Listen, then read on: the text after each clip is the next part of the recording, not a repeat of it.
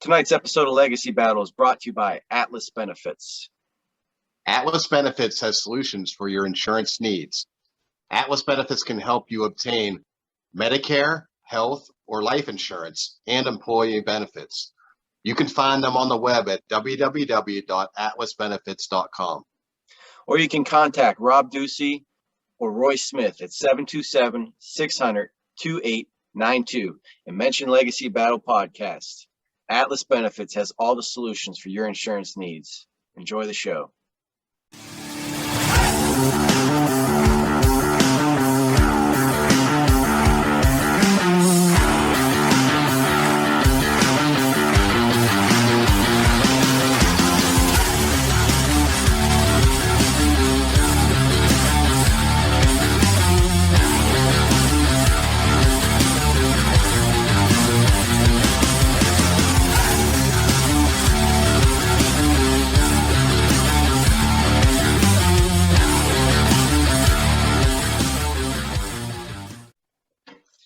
This is Legacy Battle. Make sure you hit subscribe on YouTube, iHeartRadio, Apple, Spotify, and we're on a bunch of other media platforms as well. So hit that subscribe button. I'm Michael Adams, creator of Legacy Battle. My panelists tonight from the Gridiron Battle Zone, Brian King. From Ball State Athletics, Paul Havicott. Penn State Athletics, Kevin Adams. Our special guest tonight, we're joined by a linebacker who spent 11 seasons in the NFL, 9 of those with the Steelers. His list of accolades goes on and on and on. I'm going to be representing him later, so I'm not going to throw them all out there right here at this moment. But he's an All-American out of Clemson and a member of the NFL 1990s All-Decade team. Steelers great Levon Kirkland. Levon, thank you for being here. Thank you guys for having me. Sorry about earlier, but we're on today. We're on right now, so it's all good. But thank you guys for having me. Thank you. So we'll have a Q&A for Levon after about his career, of course. Tonight's debate is the top 5 Steelers linebackers of all time. There is no team in NFL history that has been as blessed at the linebacker position as the Steelers. The Bears are probably in second, but they're still far off in my opinion. So we're going to start out tonight with Brian. He's going to give us some info on Greg Lloyd. All right, Greg Lloyd. 1987 to 1997 with the Steelers, 1998 with the Carolina Panthers. Come out of Fort Valley State, a small historically black college in Atlanta, Georgia. Lloyd was relatively unknown, but the Steelers decided to draft him. An outside linebacker. He was 6'2", 228 pounds. The Steelers quickly found that they had selected a tough, hard-hitting, intimidating, and downright nasty man who could make plays from sideline to sideline. The LA Times once described Lloyd as one angry cuss. He wore a shirt underneath his jersey, which read, "I wasn't hired for my disposition." And the longtime banner at Three Rivers Stadium simply read, "Avoid Lloyd." All 3 messages were true. His trash talking was known throughout the league. He would have choice words, even for teammates who crossed him, and simply avoiding him was usually a pretty good choice. In the 1990s, he combined with Chad Brown, Kevin Green, and some fellow named Levon Kirkland to create one of the most feared linebacker corps of the decade, Blitzburg. From 1991 to 1995, Lloyd made the Pro Bowl after all 5 seasons. He was also a first-team All-Pro in 3 of them. 27 forced fumbles during that span of time. He led the NFL in 1994 and 1995 in forced fumbles. He also racked up 37 QB sacks during that time and had 6 picks. And he's also a Taekwondo black belt. So just another reason not to mess with this guy. And one of you guys better pick him tonight, or else I really can't guarantee your safety. So, Levon, you played with Greg Lloyd for a little while there, and you kind of took over the reins once he left.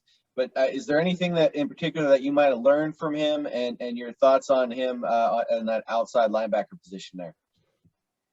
Greg was I would have to say he was the alpha male of all of us. The one thing I got from Greg is how to work as a professional and how to take it to another level. His work ethic was amazing. He practiced like he played. He practiced like he had a chip on his shoulder, and he really demanded that everybody else play the same way. It was funny. You couldn't really, on our defense, if you didn't get Greg Lloyd's approval, play on our defense. And I just remember me and Chad trying to live up to him and Kevin. And we were new at the position. Like, we never played inside linebacker in our lives. So it was different. But Greg was the leader. He was the guy who did the talking. But the cool thing was he knew how to back it up. And I thought he was one of the baddest men on the planet. I mean, people actually feared him. They really did. He had a reputation, and he could back up every word. I mean, whoever made him, man, they made. I mean, first and foremost, he was cut up. I mean, like a superhero. He was. I think he might have had the 8-pack instead of the 6-pack. He was mean. He had an origin story.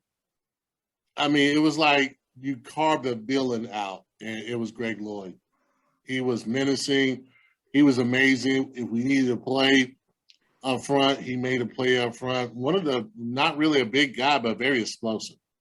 Probably more explosive than most guys was. Just, to me, a guy that belongs, he belongs in the NFL Hall of Fame. He really does. And it's tragic that he's not in it because during his era, he was the man. He really was. It's a shame injuries cut his career a little short there at the end, but great career. So let's move on to James Harrison. So yeah, James Harrison played for Kent State in Ohio for college. And he was signed by the Pittsburgh Steelers as he was an undrafted free agent in 2002. He went undrafted because teams had actually feared that he was too short at only 6 feet to play linebacker, and he was too light at 240 pounds to play on the defensive line. Man, were they wrong, and probably kicking themselves because he ended up having a pretty good career. So James, he went on to win 2 Super Bowls with the Steelers. And we all know one of the big reasons why we won against Arizona was his 100-yard interception return in the Super Bowl here in Tampa against the Arizona Cardinals. That kind of flipped some of the momentum. Great play. He's the only undrafted player to be named Defensive Player of the Year, which is pretty impressive. He's a 5-time Pro Bowler. He had a hard-hitting style.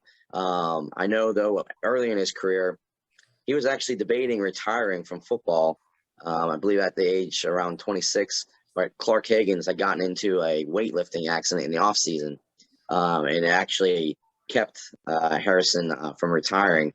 So if that didn't happen, he may never have had the career that he had. But this man was, when he would work out, the dude was, even in his last few years, the man was working out like Derrick Henry works out. This dude had power, endurance. He retired. When he came back, he still played. Like, he basically never left. Like, he still had some good seasons, those last 3 with the Steelers before going over to New England. But hard hitting, top notch. He's the Steelers' all-time leading sack leader with 80.5 sacks right now. He's a 2-time first-team All-Pro, 2-time second-team All-Pro. He was the NFL forced fumbles leader in 2008. He finished his career with 811 tackles, 84.5 sacks, 34 forced fumbles, 9 fumble recoveries, 8 interceptions, and 1 defensive touchdown. Sports Illustrated did a top 10 Steelers linebackers of all time back in 2020, and they listed Harrison as number 3. So he should be in our top 5. Who was 1 and 2 on that list? Let's not get into that yet. And you have He picked the low-hanging fruit. And you have a son named after him, so you forgot that part.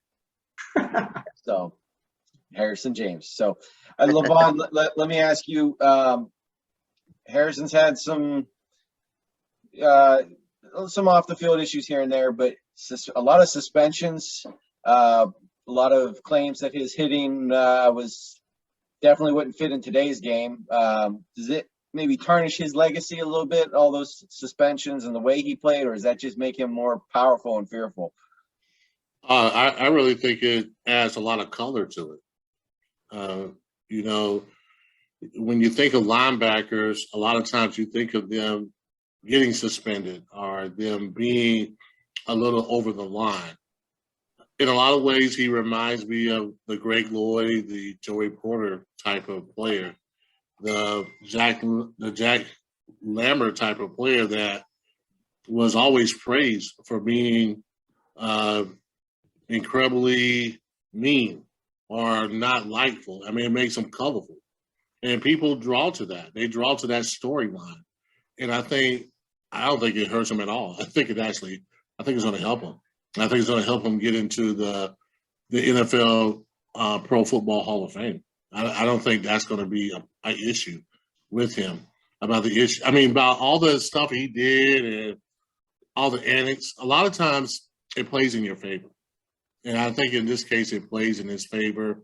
A heck of a story, though. You know, a guy who got, I think, cut or released like 4 times. Yeah. I think most guys would have just been like, it's over with. That's it for me. So it's a testimony of his resilience.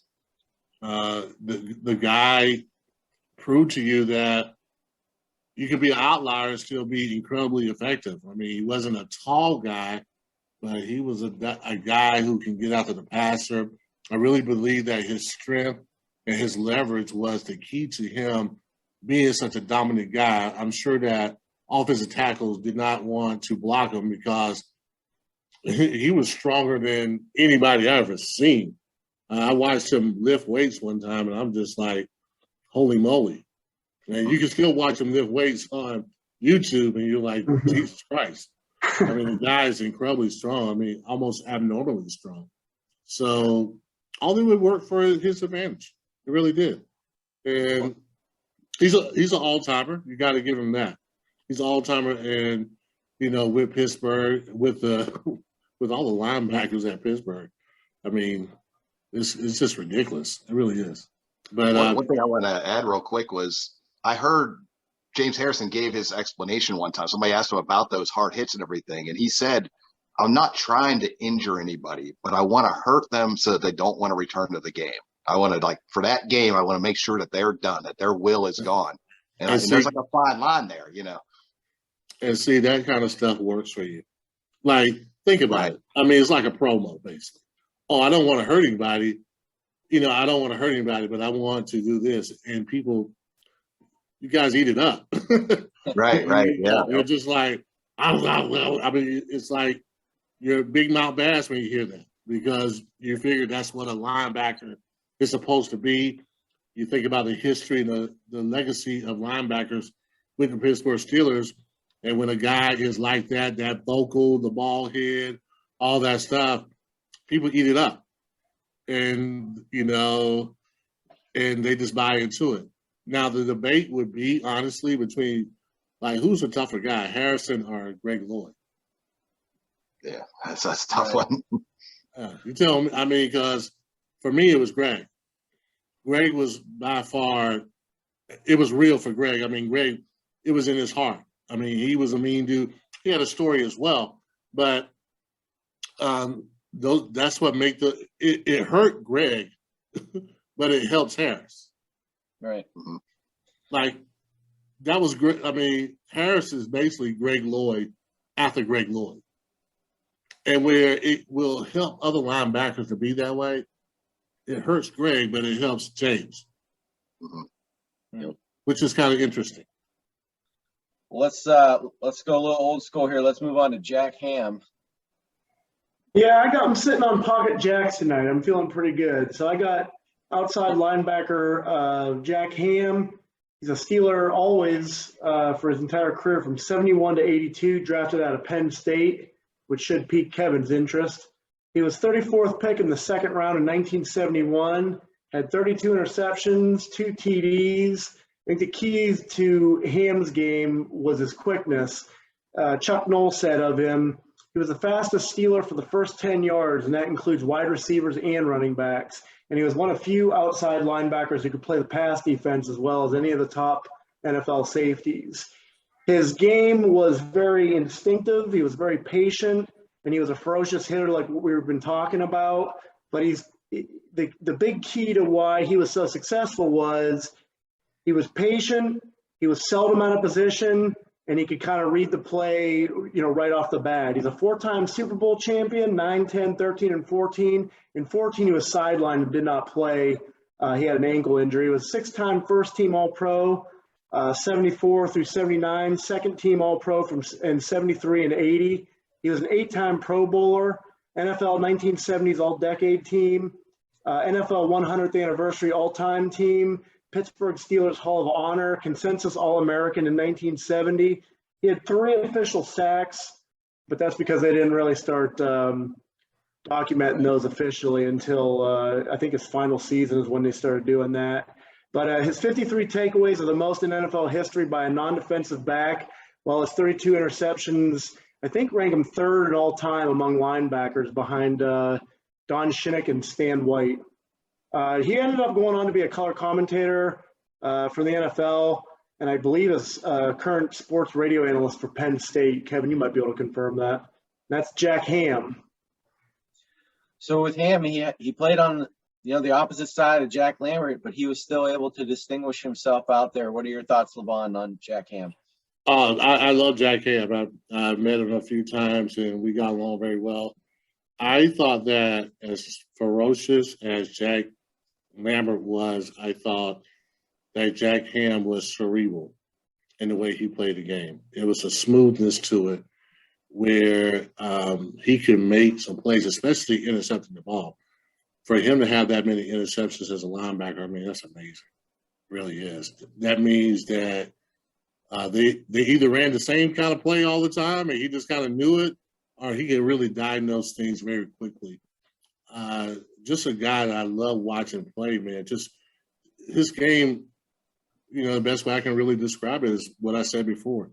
Just a smooth operator in there. Maybe didn't have the temperament that most fans like in a linebacker, but boy, he can make plays, and he made plays all over the field. Very versatile, really. Just one of the linebackers that I thought was really one of the, I'm not going to say the first linebacker, but in my lifetime, me watching football as a kid, he was as versatile as he got. He can do it all. So, yeah, Jack is one of my favorites. He is. He's supposed to be in the Hall of Fame. If you don't put him in your top 5 linebackers, you guys don't know what you're doing.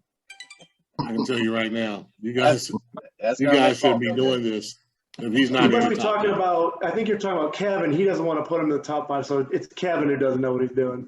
Never said that ever. Okay. No, I mean, I think he wasn't a very outspoken guy.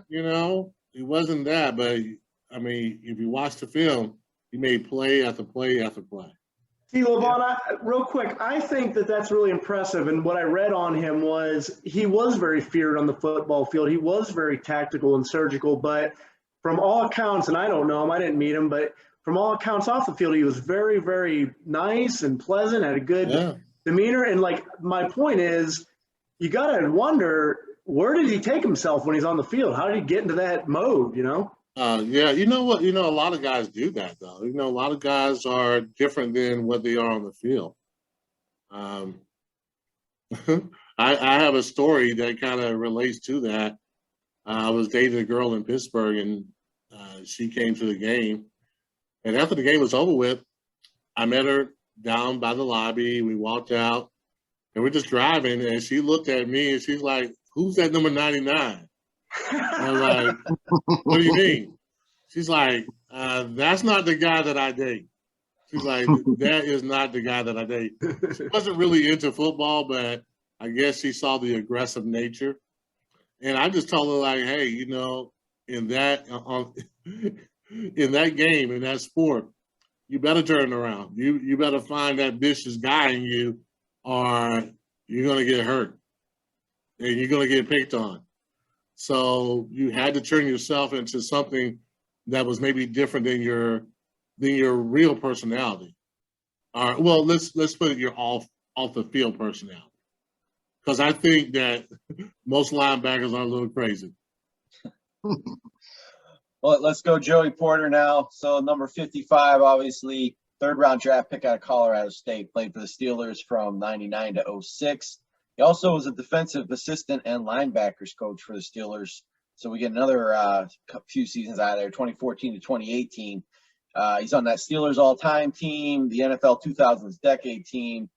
You know, I could run into a bunch of his stats that are going to be equal or better than the stats that you guys are all throwing out. But I just want to tell you two special things about Joey Porter tonight that I think add to his Steeler legacy. The first one, 2003, before the 2003 season, he is shot in Denver. He's injured before the season. He misses 2 games, but he comes back and he plays just a very productive season and, as always, a crucial role in that Steelers defense. To come back from that, not just the injury itself, but the stress that comes along with that was very impressive. And then as a coach with the Steelers, we go to 2016, Steelers-Bengals playoff game. He goes on the field as a coach to check on an injured player. I believe it was the Antonio Brown, perfect hit on Antonio Brown. He gets into a verbal argument with Pac-Man Jones on the field. Pac-Man Jones loses his cool, pushes Porter, 15-yard penalty. Steelers are in field goal range now, kick the 35-yarder to win the playoff game and move on to the next round. So those are just two very great things that he has done for the Steelers organization. I mean, of course, he's got his all pros. He's 2-time first team, 2-time second team, 4 Pro Bowls. He's got all the stats that are up there with everybody else. So, Levon, you played with Joey. He kind of took over after you left. So, what are your thoughts on Joey Porter? Joey's my guy. Joey's like a little brother to me. I remember, it's so funny. He came in and he was just kind of humble, a little different than his on the field character. And you knew right away that he could play. The thing was, he made a lot of mistakes his first year. But guys like Jason and myself, we saw the potential in Joey, and we knew Joey was going to be a starter. Like, he didn't really become a starter until the second year, but we knew he was going to become a starter. So it was like me, Earl, and Jason knew that he was really good, but we also knew that he kind of struggled understanding the defense a little bit. And in all honesty, we helped him out a whole lot. We used to tell him when he was going, when he was dropping.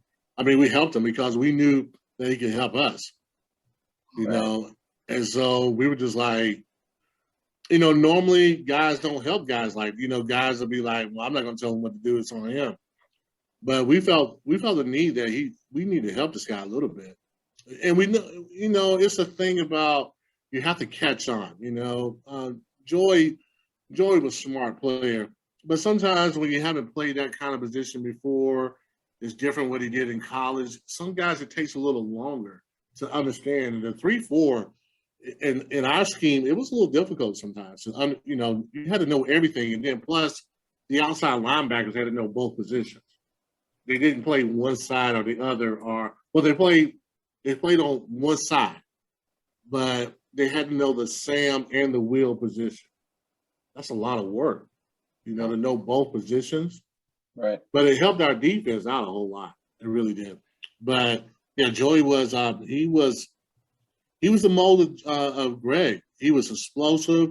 He can come off. He can make plays, man. I love playing with Joey Porter. I wish I could have played with him a little longer. And he kind of energized me a little bit, too. I really like his energy, having a young guy like that. It really helps. I think a lot of times it can help the veterans if you're kind of you're okay with it, you're open to it.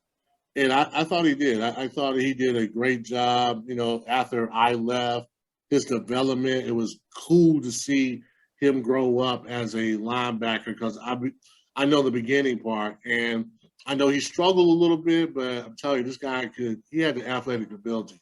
He was a great athlete. He can make plays on top of plays. He really could. So, yeah, I love Joey Porter, man. He's like a little brother to me. So we're going to go back in time again here. Andy Russell. Yeah. So Andy Russell, 1963. Then he went to the military for a year. Then 1965 to 76, all with the Steelers. Come out of University of Missouri. So in 1969, when Chuck Noll took over the Steelers head coaching job, he gathered the entire roster around him, and he told them, he said, "I plan on building a championship, and I doubt that any of you guys here are going to be a part of that." And it turns out that Chuck was wrong, because there was one guy on that defense that was a part of that championship story, and that was Andy Russell. Andy Russell, he was 6'2", 225 pounds. He wasn't the fastest guy, but he was tough and he was very smart. He made a Pro Bowl in 1968, the year before Noll got there, despite being on the league's worst defense. He played right linebacker in the Steelers 4-3 scheme. He was able to make some big plays. Unofficially, he has 38 QB sacks to his credit, 10 fumble recoveries, and 18 INTs. He was durable as well. He played 12 NFL seasons and never missed a game. So he played in all 168 out of 168 possible games. He ended up making 7 Pro Bowls, 4 All-Pro teams, and was a large part of 2 Super Bowl championships. And his 93-yard fumble return for a touchdown against the Colts in the 1975 playoffs sealed a deal for the Steelers, and it stood as the playoff record for several years after that. So Andy Russell. So, Levon, you were on 2 Steelers teams that had losing seasons. The rest were all winning seasons. Andy Russell was on some of the worst Steeler teams of all time. What does that do to a player's head when teams are playing that bad? It's tough. It's tough on your psyche, because, losing kind of it festers. You can learn from losing, of course, but you never want it to be a habit on your team, because what it does, it really douses your hope of ever winning. Or a lot of times you don't know how to win. So you end up making mistakes. You end up losing because it's kind of a habit of yours. The team understands how to lose, so they will find a way how to lose. You really have to, like Chuck Noll did, come in there and change the culture around. You have to, you basically have to clean the house. And, men back then, I just think they were tough, man. I just think that you had to be tough in a lot of ways. I mean, to go to the military and then come back and to play in the NFL, it probably helped him a whole lot. And it was cool for me, like, to look back on his career and think that, man, after all those hard years, he ends up being a champion. And that has to be satisfying. And I think that says a lot about Andy Russell and the hustle and the grit that he had to be able to endure those many years of losing and be able to hang on long enough to be the forefront of a culture that has been going on forever as far as linebackers is concerned. When you think about the linebacker core, you always think about Russell, Lambert, and Hamm. Those are guys that started it all, and he was an integral part of that. So you got to have a lot of respect for him. Surprised with 7 Pro Bowls that he's not in the Hall of Fame, is he? No, he's not. No, he's snubbed. But it's tough if you're a Steeler to be in the Hall of Fame. It's a tough one. But he's another guy I think he should definitely be in there as well. So, yeah, I mean, Andy Russell was a tough guy, smart guy. I can imagine what the huddle was between him and Lambert. That had to be interesting. Oh, yeah, that was fun. We got 3 Steelers greats left. Let's go to Levon Kirkland, since he wants to hear his name out there. Number 9. I want to critique myself. Yes. Critique yourself. 2nd round pick by the Steelers in '92. Was with them until, of course, 2000. We got 2-time All-Pro, 2-time Pro Bowler. 1997 NFL Alumni Linebacker of the Year. NFL 90s All-Decade Team. I had mentioned that in the intro, of course. We kind of mentioned earlier, upon Greg Lloyd leaving, it was Levon Kirkland who became a leader of that defense, and he lived up to it absolutely 100%. He's got a career where he's got 18 forced fumbles, and 3 seasons he's in the top 10 in that category. 19.5 sacks. Now, that wouldn't sound like a lot, but he's not an outside linebacker, so let's factor that in here too. We got a middle linebacker. I think we only have 2 middle linebackers we're talking about tonight. So that is, it's a different position than the outside linebacker. He's got 11 interceptions. That's a pretty nice total there. 1,026 career tackles. That is a lot of tackles. And that's good for 79th all time in NFL history. So of all the linebackers and all the time played, Mr. Kirkland is 79th of every defensive player out there, not just linebackers. He's the only player on this list, that, in my opinion, he's the only player that didn't have a Hall of Fame quarterback at some point in their career. Even T.J. Watt, who we talked about later, he got a couple years with Roethlisberger. I know it wasn't Roethlisberger's best years, but he still got to play with a Hall of Fame quarterback. Levon didn't get that. He had guys like, no offense to any of them, but Kent Graham, Mike Tomczak, Jim Miller, Cordell, Neil O'Donnell. I mean, they were serviceable, but they weren't Terry Bradshaw or Ben Roethlisberger. So, Levon, critiquing yourself is one thing, but I mean, what were your thoughts on how you played? But more importantly, what did it mean to you to be part of the Steelers organization? Well, I'll go with that. I thought it was a tremendous thing. I remember as I was getting drafted, really getting to talk to Coach Cowher his first year. And I remember saying to myself, I really want to play for this guy. And so when the 38th pick came up, I went into the bathroom of my sister's home, and I was like, they're going to pick me. They're going to pick me. They're going to pick me. I went into the kitchen. I sat by the phone. They called me up, and Tom Donahoe talked to me first. Then a guy named Charles Bailey, who's been a long time scout for the Pittsburgh Steelers, he got on the phone, and he was just like, do you guys have cable TV in Lamar, my hometown, because it's such a small hometown that he thought we didn't have cable. He thought we were like 20 years behind. And, I was like, yeah, of course. He's like, do you guys have ESPN? And I'm like, it's on the basic package. And then he told me I was part of the Black and Gold, and I was like thrilled. And I remember going up there my first time thinking like, boy, I have to really earn my position. The thing too, I was playing a position I never played before. And so I saw myself, in college, I was All-American, 3-time All-ACC. I saw myself as an outside linebacker, and we played the 3-4. But I had to move to a totally different position, which I didn't know anything about. And, that first year I ended up being a special team guy, but I was the kind of guy who I was very competitive, did not want to sit the bench at all. I couldn't take it. I was like, I got to play. And so I knew David Little was my competition, and I really learned a lot that first year and ended up being a starter.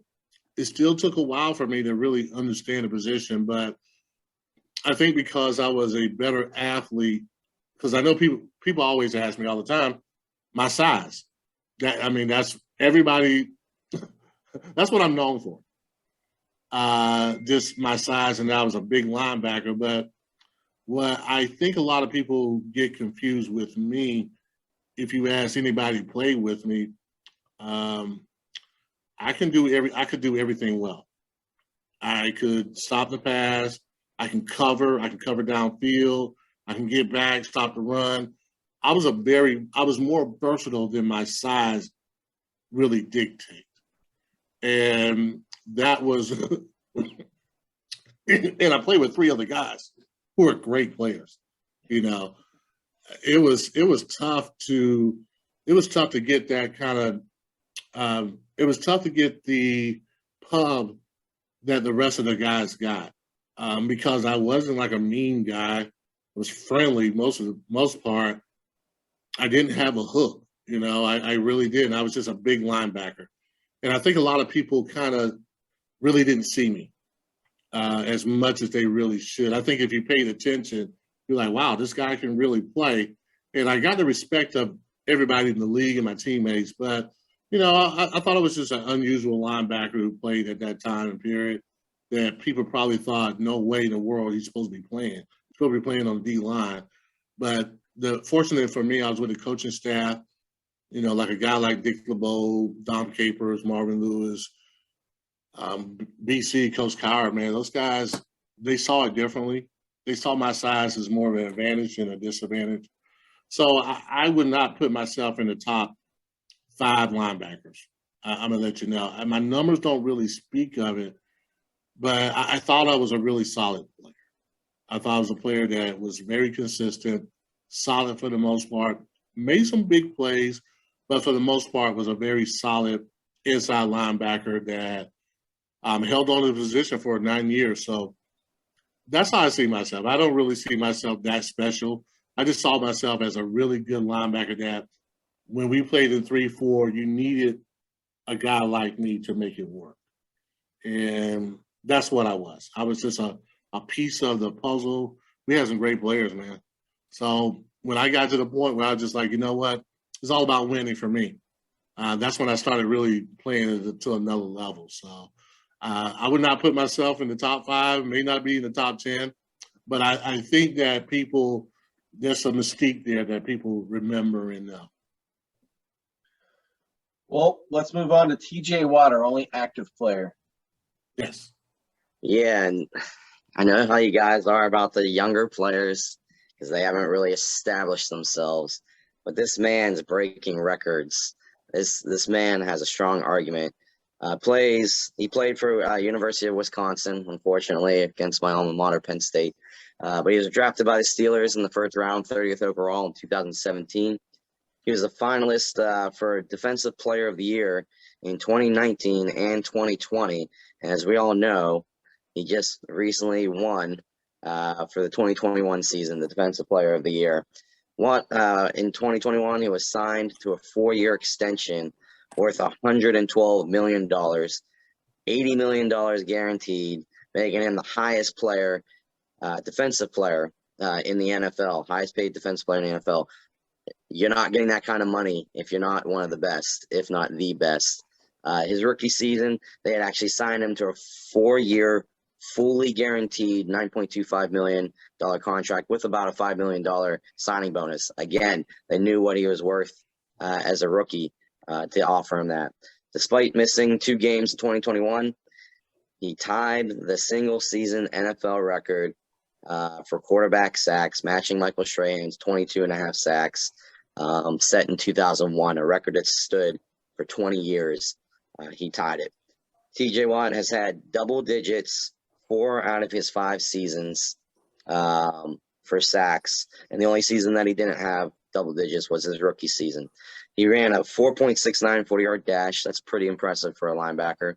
At the combine, he finished second in the vertical jump and 3-cone drill, first in the broad jump and short shuttle. This man, he can move. He has mobility. So right now, he currently has a total of 72 sacks, which is only 8 behind Harrison for the Steelers lead. 32 pass deflections, 22 forced fumbles, 4 interceptions, and this is all just in 5 years. He made 4 Pro Bowls, so 4 out of the 5 years he made the Pro Bowl. Won the Deacon Jones Award the last 2 seasons for leading the league in sacks. In 2019, he was the co-leader in forced fumbles. He won the Butkus Award in 2020 for top linebacker. He was also on the all-rookie team in 2017. For NFL records, he's tied for the most sacks in a season, tied for the most seasons leading the league in sacks at 2, and tied for most consecutive seasons leading the league in sacks. He makes Levon, the argument against him tonight is he's only been there 5 years. You think he can maintain these levels for another 5 years? He already is a tad injury prone. It's hard to say. It really is. You don't know. I give him a lot of credit, though. I think he's a tremendous player. I really do. I mean, he's a guy that can rush the passer. He rushes the passer about as good as Kevin Green rushed the passer. And, Kevin was phenomenal. And Kevin was older when he was with us. But he does a good job of rushing the passer. Too, though, you got to take into account that this is more of a passing league. So do outside linebackers have more of an opportunity if you're a rush guy? Yeah. So the numbers are going to be just like the passing yards. It's going to improve. You got to think about when we played, People didn't really throw the ball as much. Maybe Houston did with the run and shoot. But a lot of teams, it was kind of 50-50. Everybody wanted to run. Everybody was always about establishing the run. So I think it's a little different, nowadays that they want to pass the ball. So a lot of emphasis are on those guys who are rushing the passer. They get a lot more opportunities to do that. But it doesn't take away the guy's ability. The guy can flat out play. And if he can stay away from injuries, I feel like he'll be a very good player. He does. I mean, I really do. I mean, the guy is dynamic in what he does. It's just, special type guy that, I mean, he can bring it. The only thing you need really for him is another guy who can bring it pretty well. He doesn't have to bring it like him. And I guarantee you'll see his numbers go way up. So I like him. I think he's, he's that future, that tall, can run, can jump kind of athlete that they have now. Just a better athlete. And you put him on the football field, you let him rush the passer with his ability, he's going to make a lot of plays. He really is. So, but I bet he rushes the passer a whole lot now. I bet if you probably take the averages of what maybe Kevin and Greg did as far as rushing the passer, I guarantee you his numbers of rushing the passer is probably greater than their times they rush the passer. So it kind of plays hand in hand because the game is a lot different, but I can't take anything away from a guy. And if I think you're excellent, I think you're excellent. And I'm not going to take anything away from him. He's an excellent player. He really is. Pittsburgh's lucky to have him. Oh, yeah. Our final player tonight, Jack Lambert. Okay, would you like to be a quarterback and have this looking at you right here? You got them summer teeth. Some are here, some are there, some are missing. But that's what I think of when I think of Jack. He used to stare down quarterbacks before each play would unfold. Very intimidating. Kevin kind of talked about this with his player, I think, but scouts thought he was too small. And it depends on what source you read, but it kind of varies. But he was just under 6'4", but 204 pounds. And Levon was talking about this, about changing positions. Well, Jack was actually a quarterback at Crestwood High School, and then he switched to defensive end at Kent State. But he played for the Steelers from 74 to 84, same as Jack Hamm, 4-time Super Bowl champ, 6 first-team All-Pro, 9-time Pro Bowler. He's NFL Defensive Player of the Year in 1976, NFL Defensive Rookie of the Year in 1974, 1970s All-Decade Team, NFL All-Decade Team, NFL 75th Anniversary All-Time Team. He's in the Pittsburgh Steelers Hall of Honor. He actually went on to be an analyst too. I think he was on NFL Westwood 1. But I'm pretty confident in Jack. And since Kevin took about 17 minutes to talk about TJ Watt, I'll stop it right there. So not only probably the best Steeler linebacker of all time, but he may be top 5 in the NFL all time. Levon, what do you think? Wow, there's an argument that he's in the top 5. He's definitely he brings a persona. I think when you think about the linebacker position at the Pittsburgh Steelers, which they've had a lot of great linebackers, Jack Lambert is the number one guy. Attitude, playing ability, what it means to be a Steeler linebacker. If you look at the definition in Webster's, his face is right there. Right. He brought the attitude that seems to linger you hear about Jack Lambert and you hear about how impressive he was and how intimidating he was. I think that Greg Lloyd kind of followed his lead in bringing that tenacity to it, but he was definitely the first one. And there's always something about the first guy who did it. No matter what other guys do behind it, the first guy is always number one in our heart. Always. And I think that Jack Lambert will be number one, no matter if you look at the numbers and say guys have better numbers. I think his attitude really showed. And I think every linebacker who's ever been there understand what the legacy of linebackers are with the Pittsburgh Steelers. I can tell you a quick story, how much I respect him. When I was getting my jersey number, I had 45 when I first got there. And I remember they brought me in because I had to change my number. Back in those days, you could only wear 50 through 59, 90 through 99. And I remember the first two jerseys that they had laid out. They had 58 and 59. And I'm like, there's no way I'm wearing those numbers. No way. And I guarantee you now, nobody will wear those numbers, especially Jack Lambert. There's not a linebacker that's going to ever wear that jersey. Right. And if he does, if he doesn't play to Jack Lambert's level, he's going to get it. Yeah. He's going to hear from everybody, from you guys, from the fan base to the front office. You just can't wear that number. That's how special Jack Lambert is for the Pittsburgh Steelers. This is your guys' conversation, but it would be hard pressed not to have him as maybe your number one guy. I'm just giving you a little bit of a little bit of a tip, a little bit of advice. But yeah, Jack was a guy that was beyond anybody else that walked through those halls. If you think about linebackers, the number one guy you're going to think about is Jack Lambert. Just like if you think about the Pittsburgh Steelers, the number one player you're going to think about is Mean Joe Green. Whether that's fiction or fact, that's what you think about. With Jack Lambert, you can look at the film and say, he couldn't do this or he couldn't do that, but he really represents what linebackers are supposed to be, and he was that guy. You got to give Jack all the credit in the world. Let's move into our vote. Can't pick your own, Brian. Well, I mean, my favorite moment about Jack Lambert was Super Bowl 10. Roy Jarella misses a kick, and the Cowboys, Hollywood Henderson's over and tapping him on the head like, yeah, good job, good job. Jack It wasn't Lambert Hollywood. It wasn't Hollywood Henderson. It wasn't Hollywood. Who was it now? Oh, it was my bad. It was Harris. That's right. It was Harris. Yeah. Yes, and he I know. walks over and throws him down and tells him, get out of here. And the Steelers started playing so much better after that. So you got to go with Jack Lambert, man. He was the heart and soul of that Steelers defense. Paul?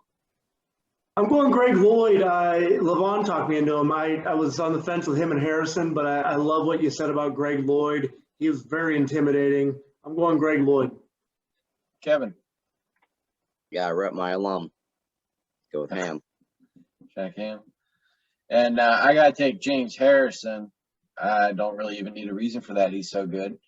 So for our fifth person on tonight's entry, Levon, you got the option of Joey Porter, Andy Russell, TJ Watt, or yourself to finish out our list. Who's the names again? Joey Porter, Andy Russell, TJ Watt, and yourself. Jeez Louise. Out of respect, I'm going to go with Andy Russell. Wow. Okay. I thought you can look at TJ. I mean, yeah, they're better athletes. I mean, Joey Porter, better athlete. TJ, better athlete. I just think that I'm just kind of going old school here and to endure what he did with all those losing seasons and to end up to be a champion, be a very significant part of the Steel Curtain defense.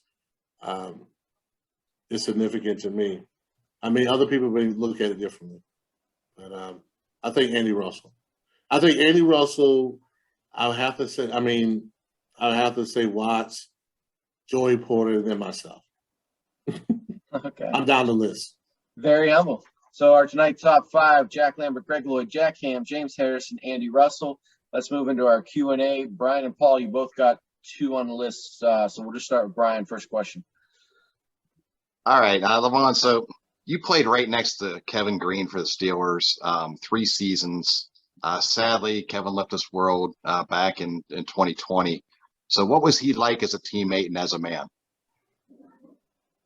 I tell you, Kevin was a great teammate, especially to me. When he first came to the Steelers, I knew him from the Rams, watching him play. What a tremendous player he was. I mean, he was a great athlete, great technician, and he was one of the guys that really embraced me being a linebacker, inside linebacker with the Steelers. First guy that I probably had dinner with him and his wife Tara, and we just became tremendous friends. And he was just encouraging. And even after the game was, even after we retired from the Steelers, me and Kevin kept in touch. I probably kept in touch with Kevin more than anybody. And so it was sad for me when Kevin died, just like a brother to me. But, man, you talking about a rush to passer. He really fit into what we wanted to do. He was so smart. And he got the long blonde hair, but I tell you, he was more military than anything. He was he just had a high standard. His locker was, immaculate. Basically, he was the guy who made me and Chad watch film after practice was over with. After everybody was going home, we watched film together. And then Greg kind of joined us a little later. And we would talk about what we're seeing, what we're going to do, what we would do in this situation. And I really felt that the four of us pushed each other, but I think that Kevin was the one who kind of united us together. Kevin was the key to us. And I think that, Greg was just kind of like, I'm a man, y'all leave me alone. But Kevin was a guy who had another perspective, and he really brought us together as far as watching film. Although Greg was more so the vocal leader, I thought Kevin did a good job of really a guy who did it all, before he came there. And for me and Chad, I thought he was great. He's a great mentor, really was. Paul. Yeah, I wanted to get I've always wanted to ask this of a Steeler who played with him, so I want to go off the board a little bit. But when I was younger and I look at somebody like Cordell Stewart, and he was, I guess, towards the end of your time with Pittsburgh, but as you played with him and you look at the NFL now, do you think that Cordell might have been a little bit of ahead of his time and maybe they didn't know how to very much so. Okay. Much so. I felt like he was underutilized, and you guys were such a defensive team. You had Dick LeBeau, just a genius. But, like, Cordell Stewart, in my opinion, I want to hear what you say, nowadays I think he'd be a star. Cordell would have been a star nowadays. But I thought Pittsburgh did a great job. I thought I give Bill Carter credit. When Cordell – the reason why Cordell started playing, because he was really just on the scout team, not doing much, right? And they put him at wide receiver. And I think everybody, you're talking about African-American quarterbacks, man, they saw the athletic ability first. They didn't see quarterback first, they saw athletic ability first.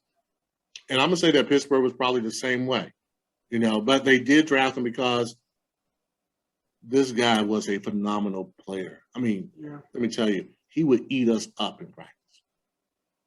Him playing receiver. And I think somebody went to him, either Dick LeBeau or maybe Coach Cowher came to the conclusion, we have got to play this guy. This guy is too good to be sitting the bench. And sure enough, he sparked us that year we went to the Super Bowl. As far as I think when he played quarterback, he wasn't quite utilized. He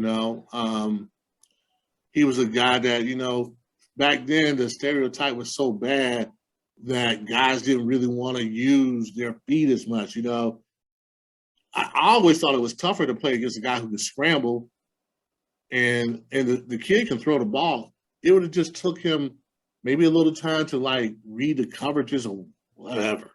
I think now they didn't really play to Cordell's strength all the time. But I thought that Pittsburgh did a good job of utilizing him. Even putting him at quarterback, to be honest with you. That's before a lot of black quarterbacks were playing quarterback at the time. So in a lot of ways, they were kind of innovative, especially Chan Gailey. He was, and then we got who we have after him, and I think it really hurt his career. The guy that was at Houston, Gilbride, that's who it was. I think Gilbride killed his career. I think he hurt his career a lot by saying, stay in the pocket, you got to read every quarterback is not the same. Yeah. Cordell could have been, I'm telling you, man, Cordell should have been even more dynamic than he was at Pittsburgh. And he was pretty dynamic. And I think it just took a guy who could really understand Cordell and where he came from as a quarterback and use those raw materials. But back then, the thought process wasn't that way. You know what I'm saying?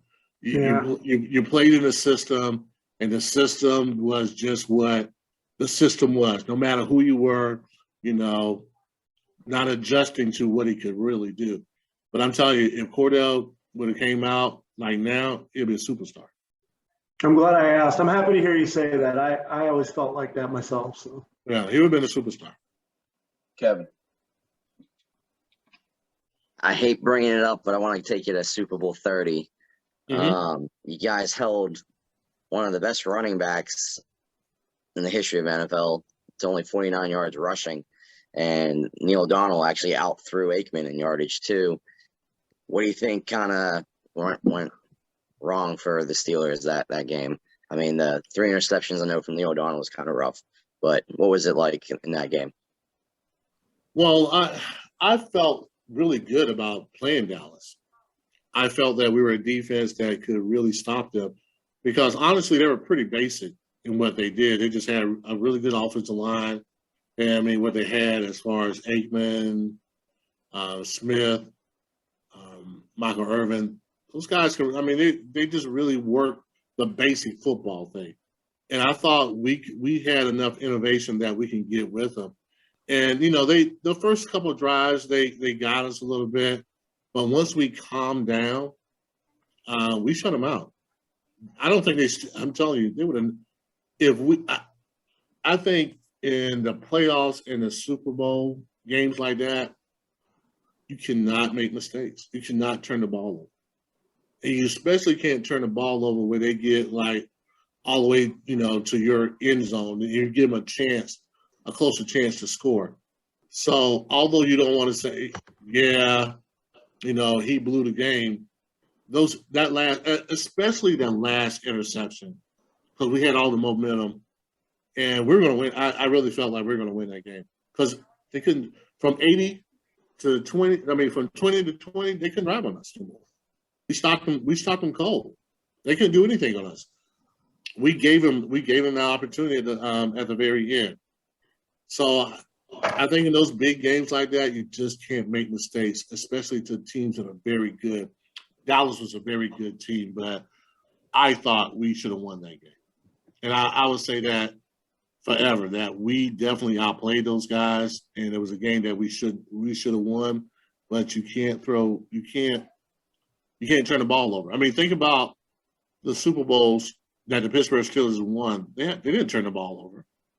The other Super Bowl that they lost, they turned the ball over. I'm sorry. And you just can't do that. So we'll get you out of here with this tonight. I do want you to tell me about the South Carolina Hall of Fame, but I also just have a question to go with that. So a lot was made in the 2021 season about the Steelers not playing the Steeler way. A lot of players were vocal about that. Former players like Mean Joe Green was one of them, of course. James Harrison as well, and the former safety who's on ESPN. I'm blanking on his name now. Ryan Clark. Thank you, Ryan Clark. So, what are your thoughts on what is the Steeler way? And did you notice that in the team this year that they weren't showing that?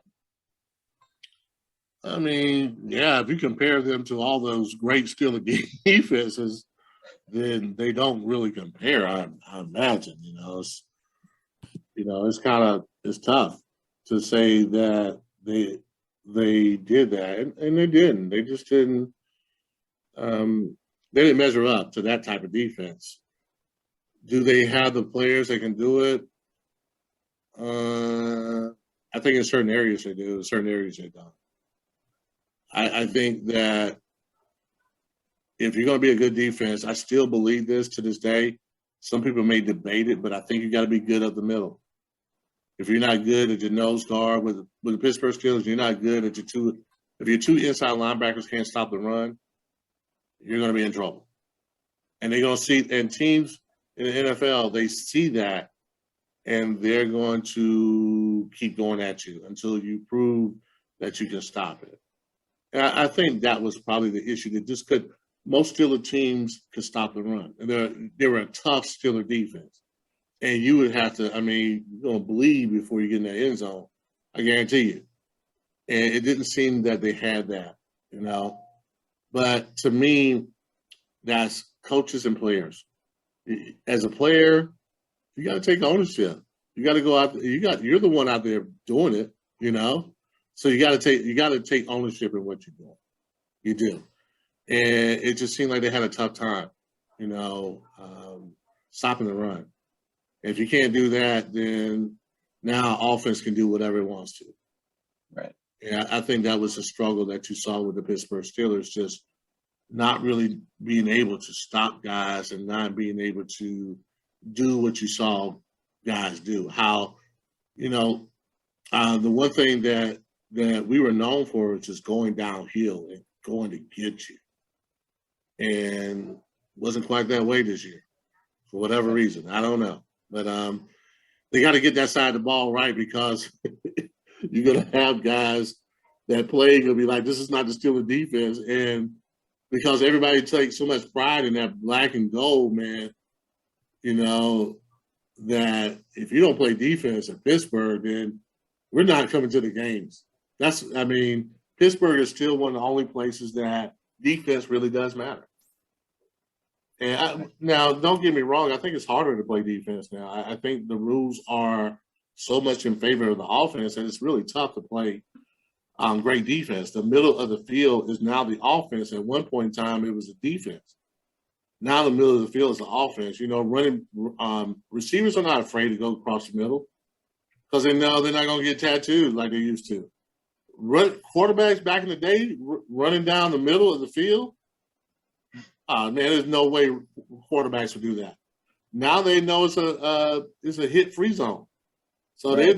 they'll just run down the middle, and they know they're going to slide. And it's tough because you take away the physicality of defense. And they're talking about all these targetings, things like that, hitting a defenseless player. I'm going to tell you, they need to blame the quarterbacks for that. If a guy's defenses, it's the quarterback's fault in a lot of those passes. The quarterback is supposed to protect the receiver when they throw the ball. I know a lot of people don't think so. So you want a free safety? Just what do you want him to do? I mean, defense is energy. Defense is seeing and reacting, and you got to be aggressive. So you want me to tackle this guy, but I can't be aggressive. It's kind of tough to do. And then you can't really – quarterbacks understand that they're not going to get hit. I'll be bold, too, if I was a quarterback, and I know I can't get hit. And I'm not saying back in the day is better or anything, but I'm just saying the one thing I thought we could do back then was you could send a message without sacking the quarterback. You could hit him a little about, a couple seconds late and let him and help him understand that you're going to be getting hit all day, my man. So you can throw the ball you want to, but you're going to get a licking. Can't do that now. Right. So now the quarterback's back there like they're massaging the ball because they know they're not going to get hit. That's why they're playing for 40 years now. Right. And tell us about the South Carolina Hall of Fame.